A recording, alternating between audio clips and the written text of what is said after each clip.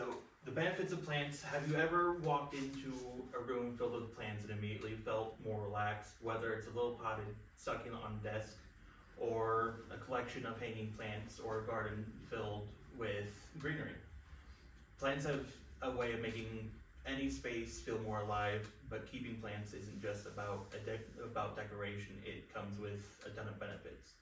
Today I want to talk about why plants are good for you, and how different plants can provide different advantages, from improving air quality to reducing stress and even making your space just look better. Plants can bring something valuable to everyone. One of the biggest benefits of keeping plants is how they improve air quality. The plant is one of the best, the snake plant is one of the best things good for this. It's known for filtering toxins like formaldehyde and benzene from the air, which come from things like furniture, carpets, and cleaning products. Plus, unlike most plants, it releases oxygen at night, making it a great choice for bedrooms. Personally, I love snake plants because they're low maintenance and they don't need a lot of water, and they can survive in low light. So they're perfect for anyone who forgets to water their plants every now and then. And I'm looking at my parents for this. You guys forget to water your plants a lot. I'm doing good. If you're looking for another low maintenance option, succulents offer similar ease of care, unlike the snake plant, which thrives in a variety of light conditions. Succulents prefer bright direct sunlight and store water in their thick leaves, making them ideal for forgetful waterers. Succulents are some of the easiest plants to care for, but they still bring plenty of benefits. Just having greenery around has been shown to reduce mood and reduce stress, or increase mood and reduce stress. And succulents are great because they don't require much attention. They store water in their leaves, so even if you forget to water them for a while, they'll be fine. They also add a nice touch to any space, whether it's a tiny pot on a shelf or a bigger arrangement. Succulents make rooms feel cozier and more inviting. I started out with just a couple, and now I've got an entire collection of succulents.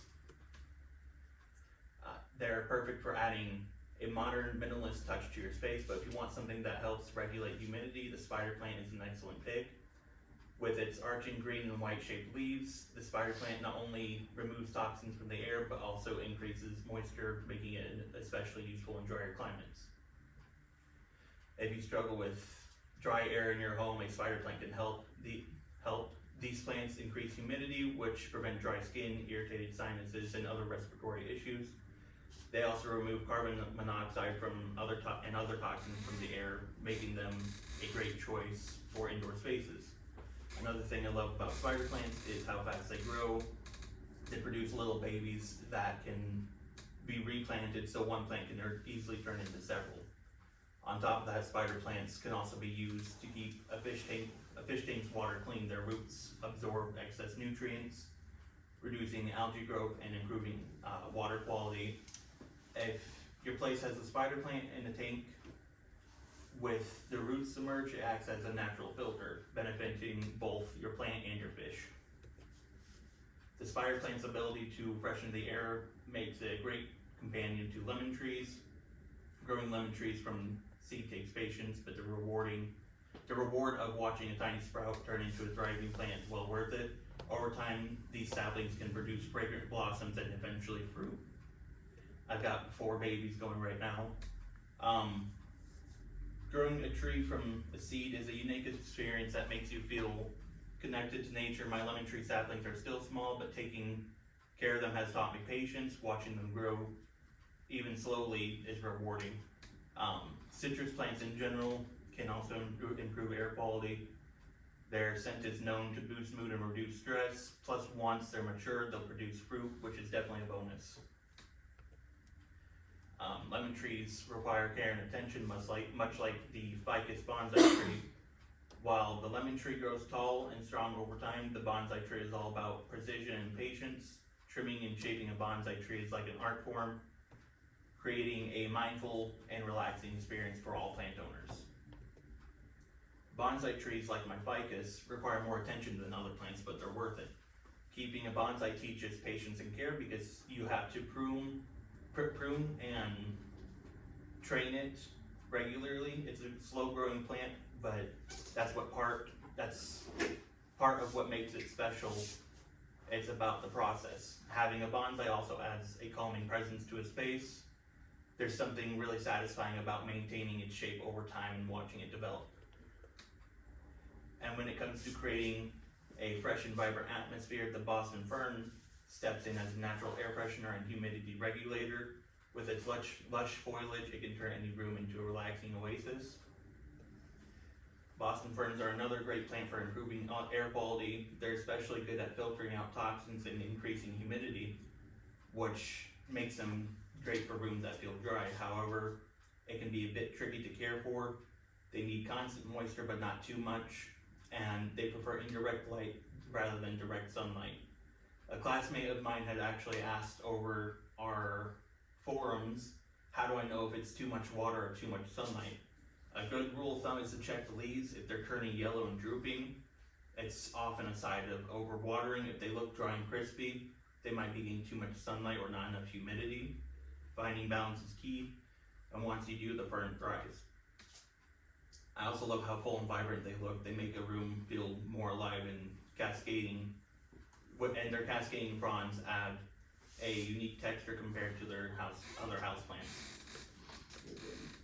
Boston ferns are great for creating a fresh and vibrant atmosphere, while poinsettias bring a seasonal burst of color.